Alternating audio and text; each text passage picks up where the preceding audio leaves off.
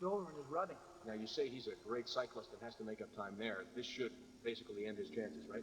Yeah, it depends how long, he was out there, but, he could still possibly finish in the top 10. It depends if his wheel got back into But play. he's not going to win it. This guy, Mike Pig, and watch his technique as he comes up a steep hill. Mike's an incredible hill climber, and this is where he has to make his move in the race on the hill. What he's going to do, he's going to try and get in front of the other guys, because that way nobody can stay with him, and there's no groups for him. He's just out in front, nobody's with him. So the hills are where an athlete like Mike Pig centers on and focuses on. Yeah. Most of the cyclists are fairly similar on the flats. They put their head down and away they go. The hills are what determines who's the real bike rider. Mouth open, almost like Michael Jordan in basketball. Oh, yeah. Well, when you're going on hills like that, you get a little oxygen debt, and I think that's what he's trying to do right now, get as much oxygen into the lungs as he can. There's Richard Wells now in second position, but the lead is widening. Pig appears to be asserting himself. Yeah, Mike knows he's got to get onto the run course a good minute ahead of everybody, at least a minute. This is a great place to get a feel for how quick they're moving. They're coming downhill right now and trying to get into, I guess, what you call an aerodynamic position. They're going into the big downhill turn. You notice how fast their legs are moving right now? They don't have enough gearing almost to keep up with the speed of that hill. So he stopped right there. Yeah, they're just sort of in the tuck right now. They can't go any faster than they pedal anyway. Okay, now that gives you a great idea how far back Richard Wells and Brad Bevan are. They're probably 20, 25 seconds behind. Yeah, Mike's opening up the lead, and he knows he has to do that. That's his strategy for almost every race he does. Here's a look at the second pack, and these men are still going downhill while Mike Pig's going uphill. Whoa, this is the Lowville area. Yeah, this is the Lowville area. You see some technique here. You see how they lean into it? The right foot goes down, they do the lean into the turn, and that keeps their speed going. Now, Richard Wells, so big, you said he should have an advantage on the hill, yet he's not pulling away from Brad Bevan. Is he a better cyclist, Brad Bevan, than you expected? I think he's world class. And when you get to world class, it's seconds the difference. And, Richard's an exceptional cyclist too, so you can't expect him to see these big, drastic changes. They're chasing this man right now, Mike Pig. Unless he makes a huge mistake, he will lead heading into the run. Pig last time had an excellent transition from swim to cycle, and that's where they are right now. Transition number 2, from cycle to run. And to tell us what the keys are, here once again is Graham Fraser. Okay, I just finished a 40-kilometer bike ride. As you can see, my feet are on the shoes. Back there, I had already taken my shoes out of there, or my feet out of the shoes, so there's no problems when I get here. You put your bike on the rack, first thing you do is take the helmet off, your shoes are just slid on as quick as you can. Most pros have lace locks. They're just little things that automatically tighten your shoes. These shoes, I don't have them on. Shoes are on, your legs are tight from the bike ride. The quickest thing you got to do is sort of give a little jiggle out to the run to loosen your legs up. Of course, when the pros do it, they don't have to talk to us. Here is the top pro, Mike Pig. We knew he'd lead, but by how much? Well, we expect Mike to come in about a minute and a half ahead. That's what he needs to be ahead. You notice, how he did the same transition I did. It must be good. But just kidding. But you notice how fast the shoe goes on. And they have lace locks. That's one thing you notice in my transition. He just pulls that thing up and away he goes. Now, this is the first, but it doesn't look terribly fast. No, it's not an exceptionally fast transition. He bikes so hard, sometimes your legs get knotted and your coordination's off. There he goes. Mike Pig will lead after the cycle. And here comes the next pack. That is Brad Bevan of Australia. We got Brad Bevan. We didn't expect Brad to be up this high. He's a great swimmer. I didn't think he'd be biking that hard. And when he gets out in the run, he might have tight legs. And right behind him is Richard Wells. Here's our swim leader, Richard Wells. Richard, he got passed on the bike, but he's probably a little pressure. Boy, look at Brad Bevan. He's in, and he is out. He's flying. That's the way you do a transition. Just in, out, boom, away you go. And Richard Wells comes out just a little bit behind. Yeah, Richard's not too far behind. It's going to be a great race. Here's the next pack. Yeah, here we got Scott Dinley. ST, he's a great runner, and I think he could be a factor. So Simon Cassidy came in with him, and it looks like Greg Welch. Greg Welch has got a 29 PB in the 10K. I called him an old man. He's sitting down. Yeah, well, maybe the back sore and all that's going, but no, that's just Scott's probably got his own technique that most don't use. He's been doing it for 100 years, so the way he goes. And he's out with Simon Cassidy. That's I think that's great for Canada. 2 Canadians up there. Okay, let's go right to the top. And after the cycle, it's Mike Pig with a 1 minute and 7 second lead over Brad Bevan and Wells, Tinley, Cassidy, and Welsh all together. But what a cycle for Pig. He made up 2 minutes on Wells. That's a great bike ride for Mike, but it may show up in the run course. It tends to tighten your legs. And we got a guy who ran 29 minutes for personal best in Greg Welch. We got Scott Tinley, who's another great runner. And here come the women, actually. Here comes Renee Goldhirsch. Yeah, Renee had a great bike ride. We didn't expect her to be the leader off the bike because the Punkus twins are out there. But right now, the key thing is to have a good transition. Her last transition was just terrible, and right now she wants to get out there with a good lead. Is it possible that she's just put out too much, though, on the swim and the bike, and she won't have much left? Yeah, it's very likely almost, because sometimes the pros say, what the heck, I'm going for the big payday, I'm going to give it everything, and if I run out of gas, So be it. She's having a pretty good transition. No, She got it in a hurry. that was a great transition, and that's what she has to do. She's got to get out there with a good minute lead on the Puntis twins because they're excellent runners. Renee is off into the run. She's got about a minute and a half lead on the twins, and here they come. Patricia first, then Sylviane. You can see the determination in their face. Look at them. They know they have to make up the ground the run section, and that's their strong point. Watch their running style, too. I mean, they're twins every way. Yeah, they have the same stride. Look at the arms, moving in unison almost. And here's the way things stand at the Reebok World Triathlon after the cycle. Renee Goldhirsch leads by about a minute and a half on the twins, as well as Canadian Sue Slatter. That's a bit of a surprise. Mary Cook is a minute 43 behind Renee Goldhirsch, who is setting the pace right now. Yeah, I think the surprise is Sue Slatter's up there so close, and it'd be great to see a Canadian woman finish up there, but I think you're going to see the twins really try and eat up Renee Goldhirsch. And there is nothing to choose right now between the twins, as we look at a sensational day here at Milton, Ontario. When we return, we'll find out who's leading in the run as they sprint for the finish and the big cash at the Reebok World Triathlon. Trying to tighten that tummy, struggling with ordinary sit-ups? Now, work smarter with the Abdominizer, the intelligent alternative to sit-ups. Look, the Abdominizer targets the proper abdominal muscles, so each and every sit-up is made more effective. Safer, too. You can have a tonier tummy in weeks. Best of all, it's so simple. The unique rocker mechanism lets you rock your way to a firmer stomach. Look, ordinary sit-ups can torture your tailbone. It's not worth the pain. I designed the Abdominizer to produce an automatic pelvic tilt, which better isolates the abdominal muscles and makes exercise safer for your lower back. The curl works upper abdominals. Raise your knees and tighten lower abdominals, too. The Abdominizer, just $29.95, the intelligent alternative to sit-ups. Get smart. Call toll-free now. To order, call 1-800-633-3399. Use your credit card to avoid COD charges or send check or money order for $29.95 plus $4 shipping to Abdominizer. P.O. Box 747, Station A, Department T, Downsview. Welcome back.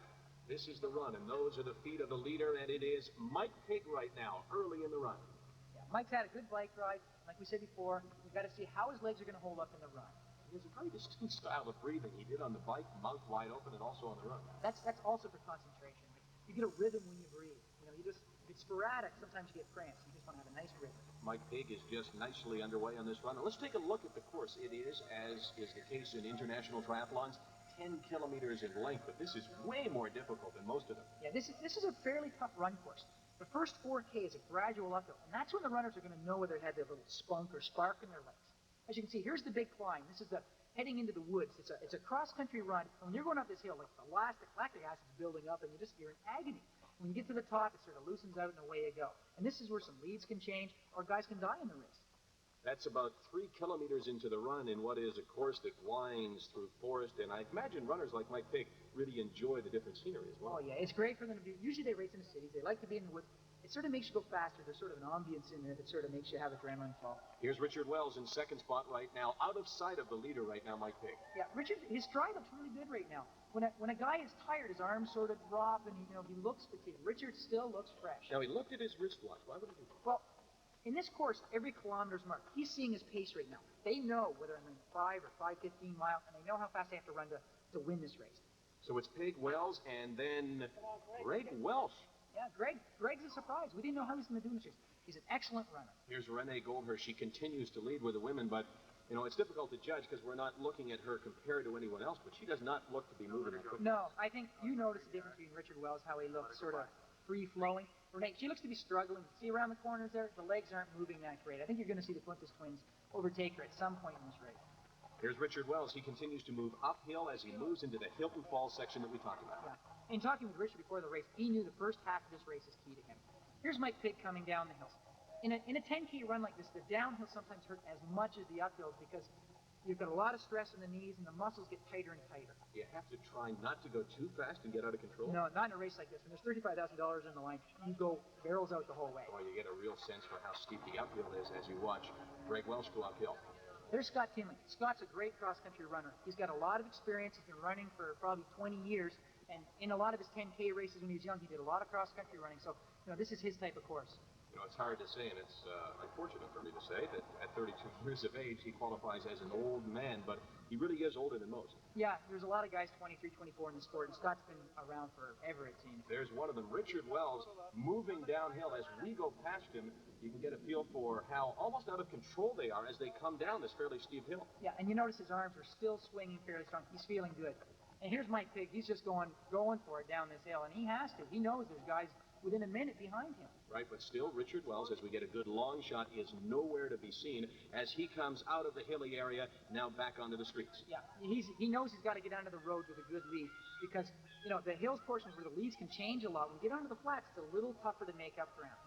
Now, why isn't he drinking the water? He may just be hot, not dehydrated. Okay, let's go back to the women right now. And here come the twins passing Renee Goldhirsch. Yeah, this is what we expected to see. We expected to see the twins overtake her. I didn't think they'd do it so soon, but they're such exceptional runners that, you know, they're going into the trails ahead of her, and I think, you know, it's going to be hard for Renee to keep with them. So they head in 1, 2, 3. You can bet when they come out, they'll be far greater distance. Here's the fourth place woman. Yeah, here's Mary Cook, and just directly behind her, you can see Sue Schlatter from Ontario. Mary came in off the bike behind her and has passed her, which I think is a bit of a surprise. There's a bit of a difference, you know, when you look at Sue Schlatter. She's got a different build. Yeah, Sue was on the Canadian national cycling team, and she's got more of a cyclist body. She's turning into more of a runner, but it's just a bit different. As she runs into the forest and tries to grab some of the money, here are some of the athletes that are grabbing no money, and we wondered why it was that you get this many athletes putting themselves through the torture of a triathlon. Here's a sampling of the reason. Makes you feel good. I'm in a stressful job, and it helps me relieve that tension I have at the end of the day's work. To reduce the aging curve. Because I'm crazy. No, because it's fun. It's a lot of fun. Keeps me in shape. I like exercising. Keep fit. And it keeps me motivated to train. Without it, I don't have a goal. Ever wonder how you would do if you competed in a triathlon? Let's take the average swimmer. Well, if you have any type of athletic ability at all, and you're untrained, you can probably do the swim in about 40 minutes. Okay, the cycle, which is 40 kilometers long. About an hour and 40 if you have some athletic ability again. And the run. Anywhere from 55 to 105. Okay, so let's add it all up for you. How would you do? Well, if you're an average athlete and you could swim, assuming a kilometer and a half, you would go in about 40 minutes. In the cycle, it would take you about an hour and 40 minutes. And assuming you had anything left at all for the run, it would take you approximately 1 hour. And when you add it all up, if you could complete the Reebok World Triathlon, you do it in about 3 hours and 20 minutes. Not bad. Of course, this guy, Mike Pigg, would have been able to have a shower, some lunch, and maybe a quick nap before you finished. And a few beers to boot, probably. Here comes Richard Wells. Pigg going around the corner in the downhill portion, but if he looks over his shoulder, then he'll be able to see Richard Wells giving chase. There's the look right there. Right there, that's the key point, because you know he's starting to fatigue. They want to know where each other are, and that's a good sign that he is starting to fade a bit. Take a look at his running style. Do you see him fading there as well? No, he doesn't look too bad, but if you look at his facial expression, you can see the pain in his face. If he's relaxed, it's just that the breathing we saw before, he looks like he might be in a tad bit of pain there. And Wells can certainly see him and decide when to make his move. Is that important? Oh, yeah, it's really important when to cut. You don't want to move too early, because then it becomes a dogfight. And we'll see the dogfight when we return to the Reebok World Triathlon. G'day. I've asked Ricky to teach me the barman's art of pouring a perfect Foster's lager single-handed. How am I going so far? Not bad. This technique allows you to put the squeeze on the golden throat charmer with one hand, while you're putting the squeeze on the German lady with the other. What more could a man ask for? Another arm, maybe. Foster's golden throat charmer. In 1961, the fiberglass pole replaced the aluminum pole and broke the world record by 4 feet. In 68, the box construction ski resulted in a record number of gold medals. Since 84, the disc wheel has broken virtually every time trial record. Now Reebok has developed the energy return system of high-trail tubes to help propel the athlete forward. Who knows what record will fall next? Thanks, Mom. You know, as parents, we're very concerned about AIDS, and we've discussed it openly in our family. It's a new fact of life. We know AIDS is spread mainly through sexual contact. Our commitment to each other means we're not at risk. And our kids, well... We feel our example and some factual information are the best protection we can offer them. I agree with that. Learn the new facts of life. Join the attack on AIDS. A message from the Canadian Public Health Association. Sunday, the action's here on TSN. Are these cats in for a rough ride? Find out when Ottawa travels to Hamilton to battle the Ticats in our Foster's CFL Game of the Week. More football? You got it. The Canadian college season is underway, and everyone has their sights on the Vanier Cup. Ottawa meets Carleton in live CIAU football. And Sunday means the CSL on TSN. Join Graham Leggett and Vic Router for the play-by-play when top teams battle in exciting divisional semifinals. Sunday on TSN. Welcome back to Milton, Ontario in the Reebok World Triathlon, and a look at some of the athletes who have absolutely no idea that there is a terrific battle going on for first place. Right now we're at the 7.5K mark of the run, and there's Mike Pigg. He's still striding out pretty good, but I think there's Richard Wells. They're about 10 seconds behind at this point. And you got a great feel for the difference in speed. Wells is gaining on him with every stride. Look at Richard's arms. He's just swinging. He sees Pigg, and he's hungry right now. Now, you were saying he's got to make his move in a strategic position. This would likely be a good place because it's downhill and Wells is so much bigger. Yeah, this is the key point for him. He's 185 pounds. He wants to pass him right here, and he doesn't want to waste his energy. He's got adrenaline flowing right now. He sees Mike's dying a bit. So we've got a move coming up, and I guess the question is, will Pigg try to respond and regain the lead and stay with him? Yeah, he's got to stay with him. He can't let him get away because there's only a couple K to go after this.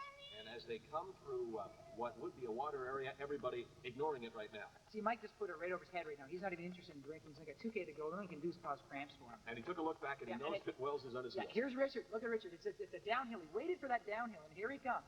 I think Pigg knows that he's in trouble at this point. Yeah, he knows. He can hear Richard coming up behind him. Let's see if anything is exchanged between the two. Richard Wells with the key move in the Reebok World Triathlon, trying to pass Mike Pigg with about 2 kilometers to go. You notice him look behind? He's looking for someone else. He thinks it's Greg Wells. See, a little exchange here. Mike knows he's there. A little bit of a smile saying, oh, geez, he got me. Now, did you see Mike Pigg pick up the pace for a second and then drop back down? I think he knows he's... Oh, he knows. And look at Richard. Richard's striding it out really good right now. He's really picked up his pace. He knows he's got to get that big lead. Richard Wells heading towards the finish line. We'll find out if Mike Pigg makes a second move, but right now let's check in with the women's leader, and it's Patricia Punto. Yeah, it's a bit of a surprise. You know, Sylvianne's usually the stronger runner of the two, but, you know, Patricia looks like she's having a better day. She looks really fresh, doesn't she? Yeah, she does. She looks really good. She's just concentrated, and she's just having a good time out there. Only another triathlete could claim that this could be a good time. Well, it can be fun. Richard Wells is having a great time right now. We're picking Richard Wells up about 1 kilometer to the finish line. You see our lead vehicle with the camera and audio equipment in it. Wells leading, and we're still waiting for Mike Pigg by about...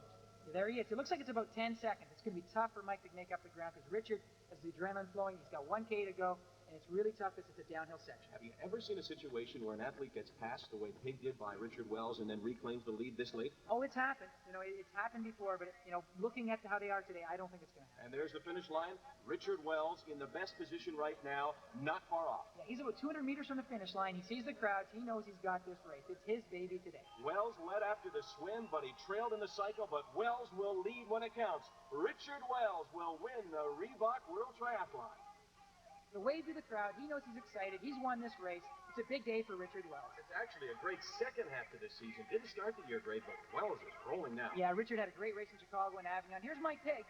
You know, 8 seconds behind. You can't ask for a better race than that. And you got to believe that Wells played it absolutely perfectly, passing at the right time. I think Richard had his strategy down pat today. He knew how he felt, and he did it to a T. Of course, he doesn't know what's going on behind him, and this is what's happening behind him. Greg Welch from down under will place third. Oh, it's a great race for Greg Welch. He's just a young guy. His first tour in the United States and Canada, and it's a big day for him. Talk about the size difference in the two and the different styles. You really see it there. Oh, there's about 50 pounds between those guys. I think Richard's 185 and Greg's about 130. And here comes the veteran, Scott Tinley, 8th out of the water. He has improved with each of the events. Yeah, I think everybody's excited to see this. He's one of the heroes of the sport, and it's great to see Scott coming forward. But that's Tinley. Home and cooled out is Richard Wells. Whew. Oh, well. I'll fit one off. Certainly did knock that off. Great cross-section of competitors that have done well in this thing. You've got a winner from New Zealand, Californian second, Australian third, a Californian fourth, and here's Rob Burrell from Holland. Yeah, Rob's one of the top triathletes in the world, and it's no surprise. So you've got a great cross-section from all over the world, and I guess that's what you hope for in an event like this when you call it the World Triathlon. That's why it's the Reebok World Triathlon. And here comes the top Canadian. Yeah, it's great to see Simon Cassidy, one of the top consistent performers in Canada. He's been there all year in the Royal LePage series, and here he comes across to the Reebok. And he continually improved throughout the event as well. Yeah, Simon, he's a great swimmer, he's a consistent biker, and he's a good runner, so that's why he's up here. And here's the way things finished. Richard Wells wins in a time of 1:50.52. That's a course record. Mike Pink just 8 seconds behind, and the Australian Greg Welsh, Scott Tinley, and Rob Burrell of Holland was fifth. Now, the women. And as we come to the finish, that is Patricia Puntos widening her lead. There's no question she's going to win it. Yeah, it's Patricia's race today. She's just a little bit stronger than her sister. Renee Goldhurst was there for a while, but we expected the twins to come through like they are. If you consider what we said about 15 minutes ago, we said that she should likely struggle on the run and be passed by her sister, so we were wrong. No, that's what we expected, but that's the great thing about this sport. Anything can happen on any day. Here she comes, Patricia Puntos, going to win the Reebok World Triathlon. Very surprising performance by this woman.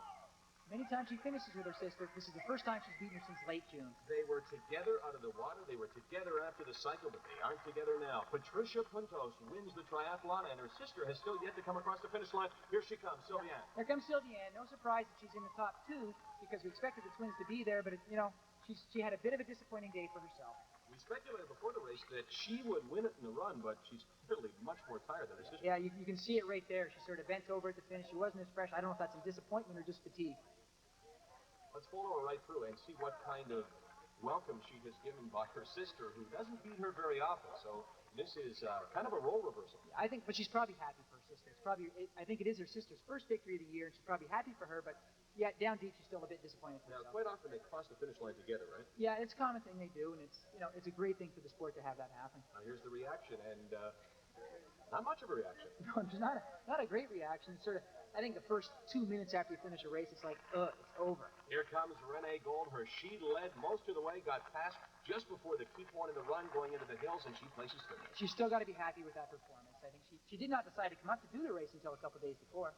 And here's the way they finished. Patricia Puntos wins in a time of 2:05.58. 19 seconds behind was her sister, Sylviane, then Renee Goldhurst, Sue Slatter, and Mary Cook from the United States. We'll return. We'll meet the winners. Right now, let's get a sampling of comments about how those top women feel about their race. I love Canada. First time here. I want to come back. Me too. It was a great race and nice weather. No, I can't. Great swim, moderate bike, horrible run.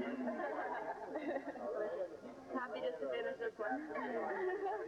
Was it tough? It was tough for me. Great run. Tough race, very heavy on the run and on the bike. Will help. I feel good when it's over. It was a pretty course. I feel good. It was fun to race here.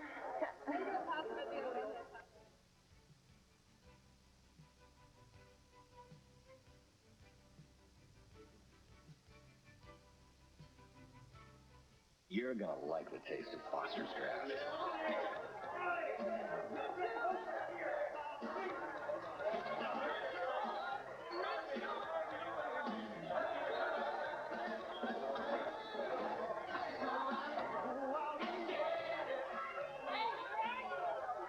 Cold, fresh out of the keg. Foster's Draft. You have to go out and get it.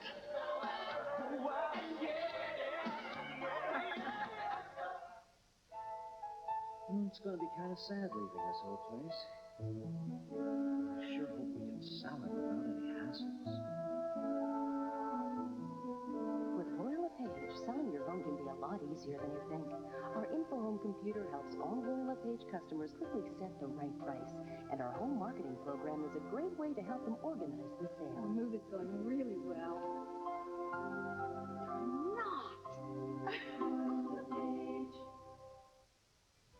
We saw the athletes heating up before the race. Now it's time to see them cooling down after. No, there's nothing better than finishing the race. It's fun when you're out there, you think. But when you're done, you got tight muscles, you've got aches, you got pains. And as you can see, they have massage therapists there working the muscles and the glycogen back in there. Lactic acid, putting them back together with the bandage for the people who have a little trouble in those run trails. You got the bananas for the sodium and the potassium. And then the water. You always need water. Notice the fancy attire. I mean, triathletes are kind of a trendy group. They like to wear the bathing suits with the neon colors. Richard Wells is the men's champion. Richard, are you surprised by the fact that you were the winner today? No, I'm not surprised. It's nice to win, but I'm not surprised, no. Okay, tell me about your approaching Mike Pig near the finish line. Tell me what you were thinking and whether or not you thought you could do it. Well, we were on the downward stretch there. She was downhill, and I was sort of sat back off him about 10 metres just to decide whether he was actually tired or whether he was sort of playing cat and mouse with me. And then I decided to shoot past him, and thankfully he didn't come with me. So, and then he just head down for the finish line. And when they crossed the finish line, it was Richard Wells in 1:50.52, just 8 seconds ahead of Mike Pig. So Wells has a better run than maybe we could have expected. Yeah, when you're a big guy, people don't expect you to run fast, but it shows what kind of athlete he is. Greg Welsh came up from Australia. We hadn't seen him here before. He looked super. Yeah, Greg had a really, really great day, and his running pulled him through at the end. And here's the way the rest of the top 10 rounds up, totally dominated by Canadians. Yeah, well, the way the field was, we had a lot of quality imports from the top, and then the Canadian pros were, 5th to 10th, and I think it's a good day for all of them. Patricia Puntos is the winner. When was the last time you beat your sister? In Baltimore, USPS last month. But usually she beat me on a short course, or we finished tight, but it was a good win. Are you surprised that you beat her? No, not really, because we were together on the back, and I knew she was kind of flat more than me, like on the back shoulder. I can push my disc well today, but on the run she didn't want to stay with me, so. Now I know that you are very good-natured, you care very much about each other, but still, tell me, does it feel good to beat her? It feels good to win. To beat her, I don't care really, and she don't care, but just to win. She likes the way this looks. Patricia Puntos is the winner. 2:05.58 was her time. 19 seconds behind was her sister, Sylviane, and I guess the key for the Puntos twins is consistency. Yeah, I think if you look at the splits of the girls, which is their times for each category, they had good times in the swim, the bike, and the run. Renee Goldhurst, she had a good swim, she had a good bike ride, but her running section let her down. Sue Schlatter, who finished 4th in the race, she had not a bad swim, she had a good bike ride, and her run wasn't too bad, but it wasn't enough to get her up there. And here's the rest of the top 10 from the women at the Reebok World Triathlon. We got Terry Smith-Ross from Calgary, Alberta. She won the half Ironman in a relay last weekend, followed by Kendall Morrison, Nancy Valance, Sue Turner, and Carlina Heinz-Kilborn. So ahead of time, we said a Puntos sister would win, but we speculated probably Sylviane. Are you surprised by Patricia's victory? Yeah, I guess we're a bit surprised, because Sylviane usually has a bit stronger race. But they're within a minute, 30 seconds in a race, so you never can tell. And today, I think Patricia just had a little more gas and had a better day. So a minor surprise with the women. Any surprise at all that Richard Wells is the champion? I think anytime you have Mike Pig in a race, he's the favorite, so you could say it's a minor surprise. But Richard's been racing extremely well this year. He was 3rd at the World Championship, 2nd at Chicago within the last 2 weeks. So I think he's racing really well, and it's not a real big upset. Thank you, Grant. And thanks to you for joining us. We hope you've enjoyed the Reebok World Triathlon, brought to you today by Reebok, manufacturers of athletic footwear with outstanding technical features such as the Energy Return System. Also by Royal LePage, sponsors of the Royal LePage Canadian Triathlon Series. For Gray and Fraser, I'm Michael Landsberg. So long from Milton, Ontario. And we say goodbye looking at the champions one more time.